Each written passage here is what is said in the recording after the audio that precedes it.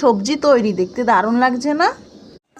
বৃন্দাবনে এখন 60 টাকা কেজি ফুলকপি। এই যে আমি ছোট ছোট ফুলকপি নিয়েছি, এইটুক ফুল, এই যে ডানঠাল, এই যে ডানঠাল, এই যে ডানঠাল, মানে এই ডানঠালগুলোও কিন্তু ফুলকপির সঙ্গে ওজন হয়েছে, কিন্তু এই ডানঠালগুলো তো কোনো কাজের না, এগুলো তো ফেলে দিতে হবে। শুধু কাজের হচ্ছে এই যে ফুলকপিগুলো নিয়ে নিয়েছি, এটার সবজি হবে, এর সঙ্গে মটর, আর এর সাথে আছে টমাটার, আর এর সাথে আছে আলু। এই সব মিশালেই হবে একটা